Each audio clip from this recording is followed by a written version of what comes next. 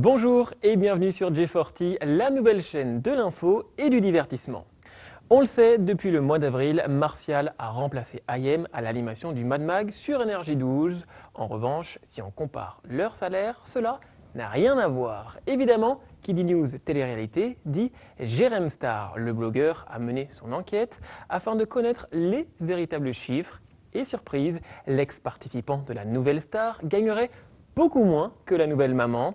Selon les informations de Jérém Star, le jeune homme gagnerait 6 000 € par mois contre 15 000 € pour IM. Un choix à moitié surprenant, même si Martial est plus longtemps à l'antenne qu'IM, avec notamment l'apparition du Mad Mag la suite, il reste néanmoins un débutant dans le milieu de l'animation. Alors info ou intox, l'animateur ne semble pas d'accord, en témoigne une photo sur son Instagram avec en légende « Mon salaire, Gisèle Suarez, comment peut-on autant inventer ?» Il nous berne sans être Stéphane, c'est énorme, ensemble, la famille. Qui a dit qu'Enora Malagré ne savait que hurler dans Touche pas à mon poste? Dans une interview chez nos confrères de Télé Loisirs, Enora Malagré s'est confiée à propos de sa vie privée et de ses futurs projets. L'un d'eux, l'écriture d'un spectacle avec un ami de la danse. En revanche, sachez que ce ne sera pas un one-woman show, mais plus un mélange de texte et de danse. Autre projet, l'écriture d'un livre et plus précisément d'une fiction. Celle-ci devrait être inspirée de sa vie. Autre indiscrétion, son souhait de vouloir l'écrire avec Christophe Carrière, un autre chroniqueur dans la bande de Cyril Hanouna. Pas question de se prendre pour Baudelaire, et Nora avoue que ce livre ne va pas révolutionner la littérature, mais qu'elle ressent un besoin de sortir des choses par écrit. Les athlètes russes non suspectés de dopage et qui seront repêchés par la Fédération internationale d'athlétisme pourront bel et bien participer aux prochains Jeux olympiques à Rio.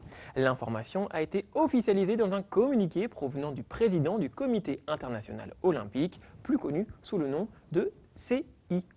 En effet, ce communiqué déclare que les athlètes courront sous les couleurs russes car seuls les membres affiliés au Comité national olympique peuvent participer aux Jeux. Or, le Comité national olympique russe n'est pas suspendu, fermez les guillemets, mais les Russes ne sont pas les seuls à être dans le viseur du CIO. Le président Thomas Bach a jeté un pavé dans la mare en déclarant avoir, je cite, des doutes sérieux sur la présomption d'innocence des athlètes russes et kenyans. Enfin, pour terminer sur ce sujet, pour qu'un sportif puisse faire les JO, les athlètes russes et kenyans devront être déclarés éligibles par leurs fédérations internationales respectives après une évaluation individuelle. Pour les fans de The Walking Dead, voici des nouvelles toutes fraîches. En plein tournage de la saison 7, sachez que 2 nouveaux personnages vont faire leur apparition. Selon les informations de nos confrères de TV Line, le casting s'élargit dans les nouveaux épisodes qui seront diffusés sur AMC. On devrait retrouver 2 nouvelles femmes, leurs prénoms Naomi et Jenny. Alors quelques informations ont filtré. Tout d'abord, Naomi, elle a vu son entourage disparaître progressivement dans l'épidémie, tandis que Jenny, ado plutôt introvertie, n'est autre que la demi-sœur de Maggie. Souvenez-vous, vous avez pu les suivre dans les épisodes de la saison 2 à 5, bref, 2 vies et 2 destins différents. Autre bonne nouvelle, après Disney ou encore Astérix, un parc d'attractions dédié à la série a ouvert ses portes depuis le 4 juillet à Los Angeles.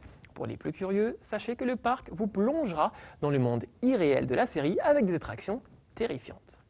Agnès Salle est de retour. L'ex-présidente de l'INA, l'Institut national de l'audiovisuel, a décroché un poste rue de Valois dans Paris au ministère de la Culture. Sa mission sera d'être rattachée au secrétariat général pour piloter la double démarche de labellisation, égalité professionnelle et diversité, révèlent nos confrères du journal Le Monde. Souvenez-vous, il y a 6 mois, Agnès Salle était au milieu d'un scandale et d'une énorme arnaque avec ses notes de frais au prix exorbitantes et ses 38 000 € de frais de déplacement en taxi en 1 an et demi.